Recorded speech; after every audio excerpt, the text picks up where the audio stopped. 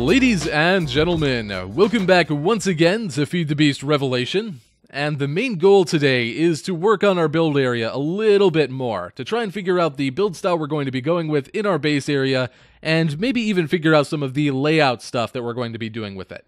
We'll talk more about that in a little bit. We'll probably be over here and probably tear down these builds that we did before, at least a few of them, and we'll talk about different design cues we're going to be taking from these and all that good stuff.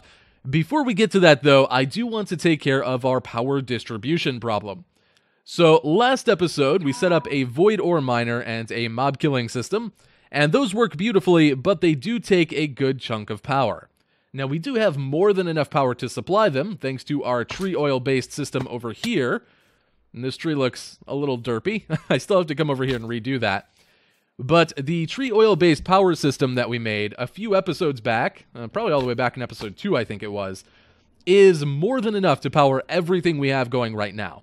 So, ever since episode 2, this has been sitting here and has been pretty much full. It doesn't even run most of the time. The arboreal extractors are all backed up. It's just sitting here waiting for space to generate more power. Now, what we want to do is transfer that power to the places where we need it, over to our void ore miner and to our mob farm and all of that good stuff. However, running cables everywhere doesn't really suit this very well. It'd be really cumbersome and it's just a big problem. So instead, I want to transfer that power wirelessly. Now, in order to do that, we're going to go ahead and rearrange our energy cell system just a little bit. I'm going to have to come back here and connect these all up. I want them all connected straight from the back. Where'd that one go? There we go. And I forgot to bring the rest with me, but that's okay because we have our storage tablet. There we go. So we're going to connect all of these up, just like so. And we don't want them connecting where they don't need to. Not that it would matter, honestly, but, you know, it looks a little better not to have all of these excess connections. And now I just need to change the inputs and outputs of all of these to make them match what I need them to. So we're going to have inputs out the back, and we're going to put the energy out of... Wait, I did that backwards. Hold on.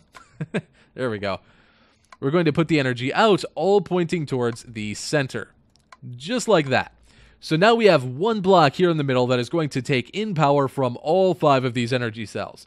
And what we're putting into this spot is something called a power cell from RF Tools.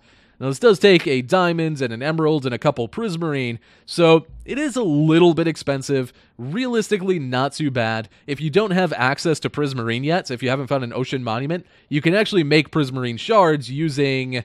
what was it called?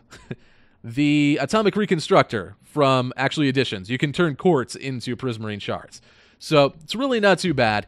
And what we're going to do is pop that down, set that to input, and you'll see this gets filled up with power from our energy cells. It essentially behaves the same way that these do. However, it does only hold 1 million RF. There is an advanced version that holds 4 million. For right now, this one should do just fine. So, this holds 1 million RF. It seems kind of low compared to the 32 million we're used to with our energy cells, but this transfers power wirelessly. So if we pop another power cell down over here, we can set these up to transmit power without any connection needed. And the way we do that is using these little power cell cards. Relatively cheap. All you need to do is drop one in here. You'll see that that now says link ID 1. That means that essentially this power cell is set to, say, channel 1. And any other power cell that's set to that same number is going to get the same energy that this one gets. They're going to share their kind of power pool. So in order to do that, we need to add that same link to these two. So these are now also link ID 1. If we pop one of these in here, you'll see that this one now has a 2 million RF because it's combining the total storage of both of these, and it's splitting the energy between both of them. So that is pretty fancy. Now, do keep in mind there is a penalty for this. The further these are apart, and I assume crossing dimensions maximizes this, but the further these are apart, the more there is a kind of energy penalty. There is a loss of energy from transferring them wirelessly like this. Now, it's not very high. It's not like some crazy super duper amount that's going to cripple your power generation, but it is something to keep in mind. You can minimize that by infusing these, which is another thing you can do with other blocks from RF Tools, and we'll probably do that in the future. For right now, though, this should be fine. So, I'm going to go ahead and pop one of these down at our void ore miner and get that running, and that will now just be running perpetually because it can pull power straight from our power generation. And I'm also going to put one down in our base. So everything in our base is now going to be powered via the power cell. We no longer need to swap out energy cells all the time. And that also includes our mob system. So before our mob system just had a dedicated power cell to it, I've switched that out for a line that goes and connects to the cell up above. So now our entire base area is powered from that one power cell. So we should be good to go in that regard. Everything over here should be powered, and at this point, our mob farm and our void ore miner, all of that good stuff, we can have that all up and running whenever we need it, and we no longer need to worry about power. So that's all well and good. Let's go ahead and get to some building. So a few episodes back, we built a few different building facades to try out different building styles for our base area. And I learned quite a lot about what I want to do with our area in that time, but I don't think we quite nailed it with any of these. So we're going to try and experiment with other build styles today, just a little bit. Now, I'm going to tear most of these down first, because they're kind of in the way. We don't have a ton of space in this area, and I don't really want to expand all over the place. But I'm going to tear down, I think, 3 of these for right now. And that's going to be the first 2 and the 4th one. I think the 3rd one, for right now, I'm going to keep in place, just because this one does still have the potential to turn into something interesting. I really like the scale that this one has. I like that it's very tall feeling. So I think if this one had more detail, if it had a little bit more shape to it, and if we detailed out the windows and we actually made things feel like they properly should, then it could have some interesting potential, for this general style at least. It could look totally different. We'll see how things go. But I do also want to try out some other styles as well. So I'm going to keep that one around, just because I think it still has the potential. The others I don't think quite fit what I want. Like I said, this taller, almost city building-like style, I'm kind of digging that. So these 2 over here are just a little bit too short and stubby. This one's also a bit too clean feeling. I think that's kind of cool, but it doesn't really match what I want, I don't think, even though we could detail it a little more. But we may actually take cues from the roof. At least one of the build styles, I'm going to do something sort of similar. We'll see how it turns out. This one here, that just didn't really match from the get-go. It's just not quite what I'm after. Though, I do think if this one also was fully detailed, with the proper windows in place and the proper roof detailing, this would actually look really cool, and I do like that it has such a weird shape. So, we may try and work in buildings that have interesting shapes as well, so that's a thought. And this factory building back here, just on its own, isn't an interesting enough build. It looks really good as a factory, but it doesn't really match... Hello, Piggy. It doesn't really match the style we're going for. However, I may want a factory building or 2 in the area, and this is a really solid base to start off of. I think that turned out really, really cool. So we'll probably use traits of all of these, but for right now, they're kind of in the way, as is this wall here. So I'm probably going to go ahead and take all 3 of these down, and then we're going to go ahead and build a new style, at least 1, maybe even 2, that might be the way we go. I have a few ideas I want to try out at least, and we'll see how they turn out. So I'm going to go ahead and get to that, and, well, talk to you guys in a minute.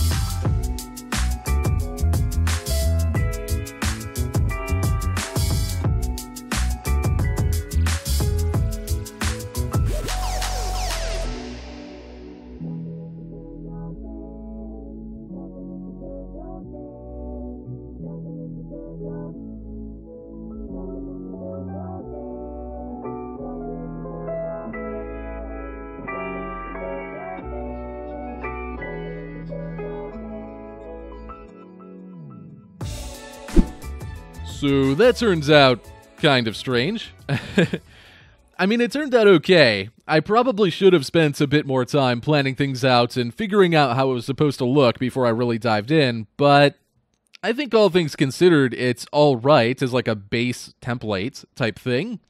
It just probably needs a little bit of work. I think it falls under the same problem that this one has, where because it's just a base that I was trying to figure out, it doesn't really have all of the detailing and it doesn't have all of the specific stuff figured out on it. It was just kind of thrown together for demonstration, so it's not necessarily finished. And I think that makes it feel kind of off. Now, I don't actually know if I would prefer this style over this one or not. I actually still think I'm partial to this one. Even though it looks really, really plain right now, I think with the detailing on board, that one would actually look really cool. I don't know, though. I don't know exactly what this one needs. I'll have to look at it for a little bit. I think some of it's just not quite detailed enough, like all of this stuff up here. The roof in general looks a little strange because, you know, I was just building a facade, so I didn't really have any shape to go with when I was, you know, throwing the roof together. So it ended up looking kind of weird and flat, but I don't know, I think it's okay. I do like the idea of using prismarine for a roof. In fact, that's why I built the mob farm last time, because I wanted to try that out. Because that does actually look reasonably accurate for a oxidized copper roof, which I always really like the look of. So that's an interesting possibility. I don't know if I would go that route or not. It kind of depends on the rest of the block palette. Like, this looks a little bit strange to me. I'm not entirely sure what it is. I feel like there's either one color needs to be added to that, or one just needs to be shifted to something different, like maybe the dark oak planks should be a different kind. I'm not entirely sure. I'd have to experiment with this for a little bit to figure that out. I should have recorded during the morning, apparently. But, yeah, I don't know entirely what I would have to do to get this working. I'll probably let this simmer for a little bit and look at it for a while, and maybe something will come to me. There are certain aspects to it I like. I did try and work in some of like the vertical height. As we said before, we definitely want tall buildings. So, you know, picture we have another building similar to this one right over here. So you'd be walking down and you'd have all of this stuff going on above you. You could have scaffolding like this that's carrying mine carts or conveyor belts that going all over. You could have pipes crisscrossing across the roads. You know, that kind of thing. I think that would look really, really cool. I should probably sleep. So that is one thing I'll probably be keeping. We'll work out all the details, like how it's supposed to be supported and whatnot, when we get to really building the area. But as for the build style itself, I don't know. Maybe. Maybe. I'm going to actually step back from it for a bit and leave this, and maybe a good solution will come to me. Maybe we'll even end up going somewhere in between these two, or even a different style entirely. There was one other one I wanted to try out, but I'm pretty confident it wouldn't work now that I've tried this one. So, not entirely sure. Maybe we'll continue experimenting with this yet. But for right now, I'm going to step back from it for a bit and kind of refresh my mind. And before we get back to that, I think what we're going to do is talk about the layout of this place and also look at something else that we might be able to build today that's going to tie into how that layout is going to go. So what do I mean by a layout? Because this is something we haven't actually talked about before. In fact, until very recently, this wasn't even a thought that crossed my mind. But as I've worked on the build style here, which obviously we have a long ways to go yet, but as we've worked on this, we figured a few things out. We figured out that we want these tall buildings, like this one here, so we have a lot of vertical height. And we want things to crisscross above, and we want them to be kind of packed in close together so that they have all kinds of interactions between the buildings and all of that good stuff. Essentially, we're going to end up with something that feels kind of like a city. Now, when you have a city, there's usually a layout to it. You have areas like suburbs, like an industrial district, like an area where a bunch of businesses are. You know, that kind of thing.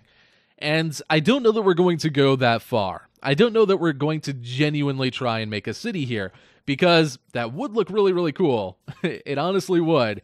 But I don't know that it's worth all of the extra building. I don't know if it's worth trying to build like a suburb, for example, like a huge housing district, because all of those buildings would just be for looks. Now, that's not a problem. That would be actually really cool, and we could even use mods to help us speed that process up. So it wouldn't necessarily be bad. That is something we'll have to consider. But at the very least, it is kind of a cool idea to have different areas to our builds. So rather than just mixing and matching everything together and just kind of placing builds wherever I happen to have room, I think that having specific areas for each individual type of building would be quite handy. Let's take a snooze. So, for example, let's say the industrial district. And let's, for example, say that could go over in this area here. Obviously not just this teeny tiny area, but this general side of the biome. So, like, say this entire part of the flat part, maybe going up the hill, maybe taking advantage of this hill up here that I fell off of. You know, this general area, right? Let's say that this would be our industrial zone. So we could have a building there that is processing all kinds of different ores and materials and all that good stuff. And because all of these would be near each other, we could have other buildings that are creating the raw materials and then piping those items over. And we could send them via minecarts or via conveyor belts or some kind of visual way of transferring the items. That way we could have this really mechanical, very interesting looking process, and it would all be contained, and this area would feel very industrial and very interesting to actually walk through. Meanwhile, we could have another area somewhere, you know, over that way or whatever, where we have our magic stuff. And that might be where, you know, Botania and Roots and all of that gets set up. And maybe that place doesn't feel quite as industrial. Maybe that place feels a little more magical and a little more natural even. And could have like a druidic vibe to it. Who knows? But that would give each individual area a really interesting feel, and then we could even interact between the two areas, you know, sending things like the Ember power back and forth between them, or, you know, piping in items from our industrial area that are used for magic rituals over to the magic side, all of that good stuff. So I think that's kind of a cool way to go about it.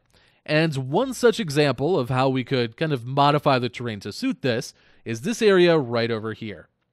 So over here we have the edge of our Badlands biome, and it transitions into a swamp. Now, what I'm thinking is that if we do use our kind of industrial area over here in this side of the biome, what we can actually do is have a big wall right here, like make a big artificial barrier, and then make that as like the waste dump of our civilization, of our little area here. So we could have a big wall with pipes coming out of it, dumping waste into this area, and that's what's flooding this place. We could even come in here and make this area look really gross, like swap it out with a bunch of different blocks and make it look like it's really diseased and dying off. That would be kind of cool, you know, really sell the effect. So I like that idea a lot. In fact, I think we're actually going to try and do that just very quickly here. So what I'm going to do is build a wall, probably from right around here to maybe here, maybe to probably over there where that stone is. Just a big wall going along. We may have to expand it later on, and we're probably not even going to really finish it today. We're probably just going to get the basic shape in place, just to see what it's going to look like, and maybe work out some of the details on it. And, well, we'll see how it goes from there.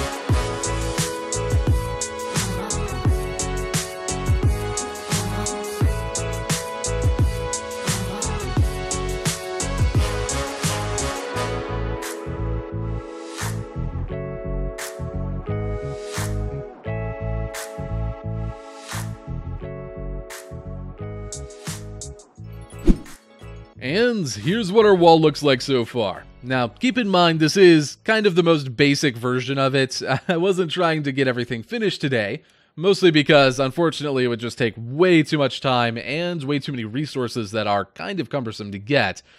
But in general, I think it looks okay. There's a few things I'm probably going to be changing. From a distance, it does look a bit flat, so I may want to add a little bit more shape to it. Obviously, we also need to tie it into the backside somehow, because right now we just have like a several block high wall, and we don't want that. We're probably going to want to either shape the terrain to blend into it, or build some kind of additional structure behind it to tie everything together. We'll see how that goes. I did add this little walkway up here, which is kind of cool. Hopefully we'll add a way to get to that, actually. So that's kind of neat. It does take steel scaffolding, which is a pain, because steel is hard to get before you get into immersive engineering, but I think that'll look cool when it's all the way down the side. I don't know about these little overhang bits that are holding up the fences, though. I probably am going to go the route of making like a chisel and bit style fence. That way I can apply it right to the edge of the block without having to deal with this little gap. That would probably be the better way to go. So that's a thought, something I'll have to take care of in the future. I did also try out adding in some little holes in the walls, and I kind of like those. Obviously, I would probably make them more spaced out and a little more random looking. Of course, I decide to record right before it turns night again. Let's go ahead and take care of that. But I would probably make those holes a little bit more random looking and a little bit kind of better looking. So that's the thing. I think it should be okay. Another option we do have with these, which would be really cool, is if they intersect with the water. Using chisel and bits, we could actually make the water seep in through the hole in the wall. So that could look pretty cool as well, especially if we do put something on the other side of the wall. So that is another thought. And speaking of chisel and bits, that is also how I did this liquid here to look like kind of, you know, waste spilling over. And I think that looks okay. Ideally, I would make it a much bigger pool, like have it kind of really swirling out into the water and slowly dissipating. The only reason I didn't do that today is because it is actually quite time-consuming to get this place down, just because of the way that Chisel and Bits works. But I do like the effect quite a lot. I am probably going to switch this out for a different kind of liquid, probably something that's either dark brown or dark green. I feel like this is just a little bit too bright. This is raw sewage, by the way. Literal cow poop I had to form into blocks. Yuck. Anyway. That's that. I really like that idea. I think that could look pretty cool with a different material type going into it. So I like that. The other thing that I may want to do with Chisel and Bits, other than these little leaf layer things, that was just another thing I tried out, but something I may want to try and do is push all of the blocks in the wall itself back like 4 pixels or so there's a bit of an indent around these factory block pillars. I think that would look a lot better. The only thing that I'm a little scared of with that is performance.